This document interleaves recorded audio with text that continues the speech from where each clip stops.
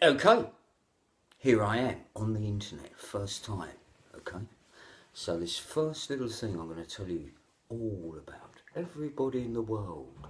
Okay, everybody I've met in my 55 years, I'm going to tell you the truth about the woods, Paul Karslake, Elizabeth McCarran, Owen McCarran, all those lovely people, including Jack McDonald. So let me tell you a little story here. Um, I first went on tour with the Rolling Stones when I was about 19, and while I was on tour, I made friends with two really nice people. Ronnie Wood, who was my brother-in-law, and Mr. Keith Richards, who was the guitar player in the Rolling Stones, as probably 90% of the world knows. Now, I went on tour several times and made, I think, 3 times on tour, 4 albums I made with these guys, and they were really great to me.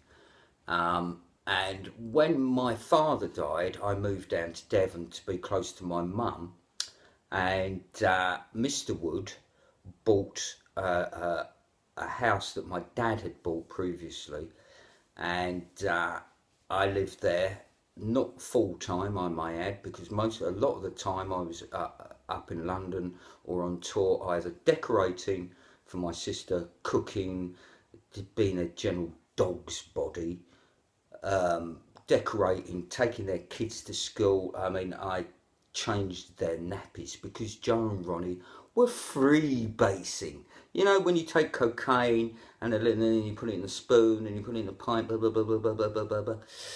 Now, you know, Ronnie, fine. He can do whatever he likes. He's the star. Remember that. He's the star. He's the star. And I tell you what, if there's guys who are meant to have egos, he hasn't got one. He hasn't got an ego at all. He's brilliant.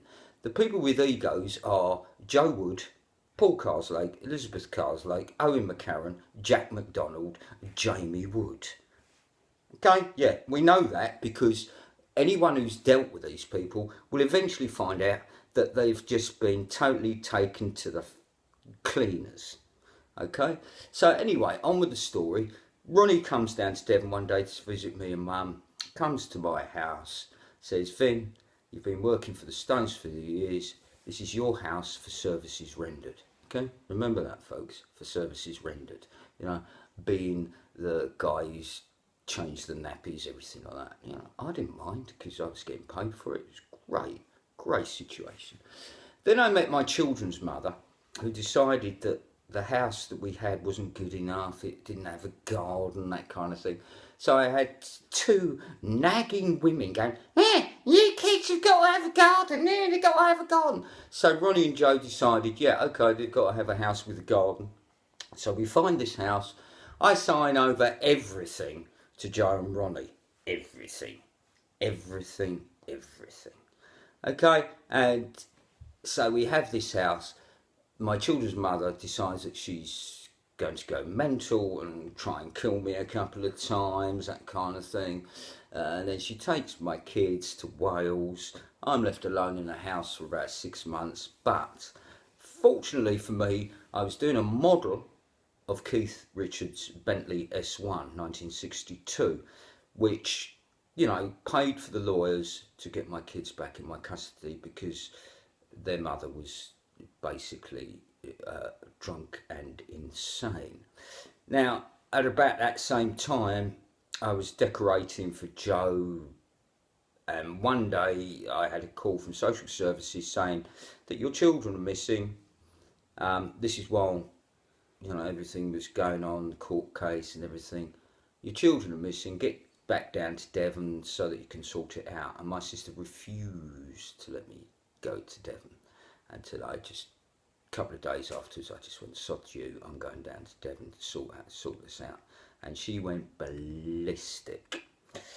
So anyway, soon after that, Joe and Ronnie got divorced, and I'm afraid I sided with Ronnie because my family. I mean, my brother done a picture of Ronnie as a vampire, sucking the blood out of my sister. I think he should have drawn that the other way round. I think it was more like my family draining the blood out of Ronnie Wood. That's the truth. And Paul saying that he done all kinds of artwork for Ronnie, maybe a little bit, but not to the extent that he thinks he did do. And by the way, he didn't go to Southend Technical College. That was me, okay? Me, yeah. Vincent Karslake, Howard Karslake, me, okay? Paul Karslake, if he did go to Southend Tech, he went for about half an hour. And that's the truth. Note, people from the Fellow of the Royal Society of Arts, because I couldn't get into the Fellow of the Royal Society of Arts, because my brother never attends any AGMs or anything. So those letters FRSA mean effing, rotten, sodding. Okay?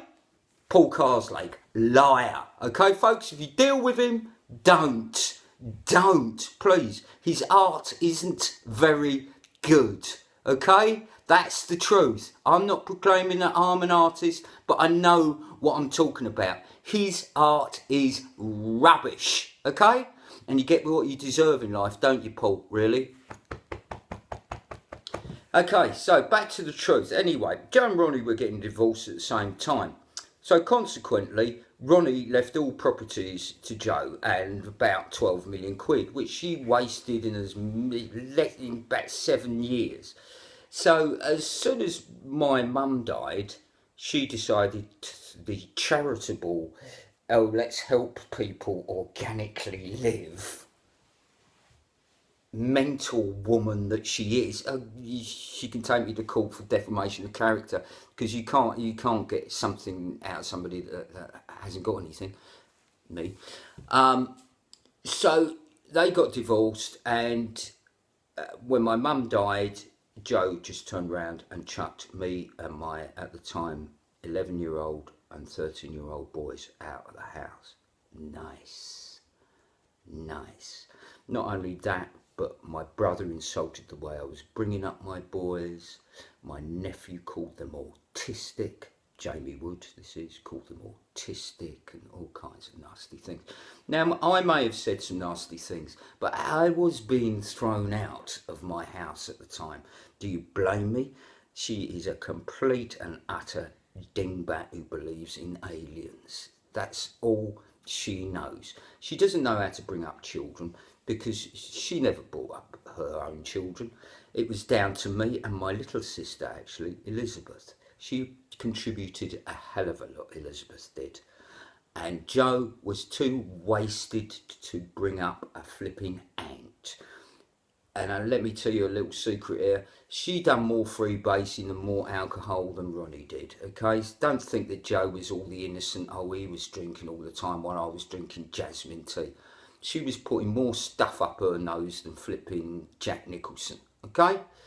So, anyway, here we are in our lovely flat. I'm working as hard as I can for my two boys. It's not been easy. We're pretty skint, but we like being us. We like not being a fat git who thinks he's everything. We like not being some woman who just lives off Ronnie Wood's name. We like who we are, and the people around us like who we are. And I like living with people who are normal and down to earth. And I love living in Devon. It's the best county in the world. The air is clean down here, unlike in other parts of the country, like where Paul, Lizzie and Joe live. The air is clean down there. I don't mean to insult those areas, but because you've got those people living in the areas, that has dirtied the air. Okay, so the point is, I don't care what my sisters and my brother think of me. I don't give a monkeys. But you don't treat my kids like they don't exist. I think that's wrong. I think that's really wrong. They have done nothing to these people, nothing at all, and they don't. My sisters and my brother don't acknowledge birthdays or Christmas or anything. Well, let me tell you, sisters and brother, that is your loss. And I hope you can live with yourselves, because you are arrogant, you're common thieves. You took all the chattels that my mum left me.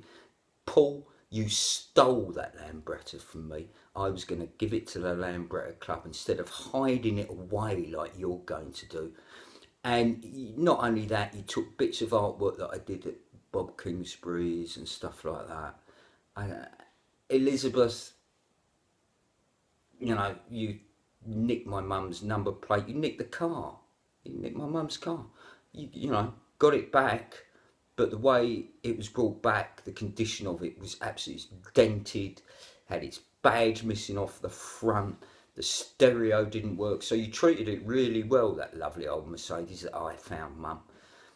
And you just stripped Chesterfield of everything that I was meant to inherit, you nasty, selfish people. I hope that for the rest of your lives you suffer. I really do. Not that I care, because if I didn't have kids, I'd probably be on tour with the Rolling Stones. So I wouldn't want to see you anyway, because I don't want to see you guys anyway, because of the way you've treated my kids. And I hope that you and your kids and your grandchildren and your great-grandchildren and your great-great-grandchildren suffer. And I include Jamie in that, I include Jack and Leah in that, I include Paul in that, the whole damn show. Me, I'm perfectly happy. I'm as fit as a fiddle. I haven't needed any plastic surgery. I haven't got any kind of cancer. I haven't got any diabetes. I've got no heart problems. I haven't lost a famous, huge, brilliant rock star of a guy, husband. The only thing I've lost out of that is a really, really good brother-in-law, the best brother-in-law in the world. And you can't blame me for saying that, because he was the best brother-in-law in the world. He showed me the whole world. He showed me everything about music. And I will always admire that band, always admire Ronnie and Keith and Mick and Charlie. I wish them every luck in the world. But for my brother and my two sisters, go to hell. That's all I'm going to say. I hope the whole world is listening. I hope the whole world doesn't think I'm full of shit like my brother and my two sisters are, because they are. I'm not. Please remember that. I love people. I don't know if people love me. As I say, I don't give a monkeys. I'm just me. Bye.